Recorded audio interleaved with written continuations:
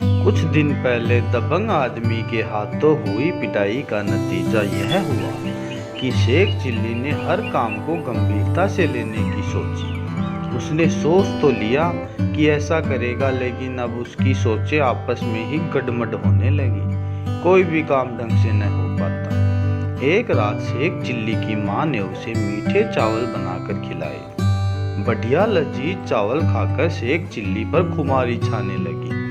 तभी उसकी माँ ने उसे मीठे चावलों से भरा एक कटोरा देकर कहा कि पड़ोसियों को दे आए। कहकर वह सोने की तैयारी करने लगी। उस समय बाहर बरसात हो रही थी। शेख चिल्ली ने छतरी साथ ले ली, पड़ोसियों के घर की ओर चल दिया। जब वह लौटा तो थोड़ा भीग गया था।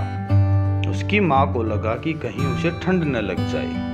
वह बोली, बेटा बाहर खड़े ना रहो, अपने कमरे में चले जाओ। छतरी को बंद करके वहीं कमरे में कोने में खड़ा कर दो ताकि पानी निकल जाए। जल्दी करो, जाकर अपने बिस्तर में घुस जाओ वरना ठंड लग जाएगी।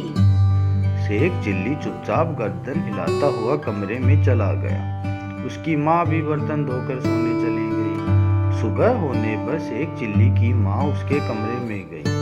वहां पहुंचकर उसने जो कुछ देखा उसे देखकर कोई भी अपना माथा पीट लेता।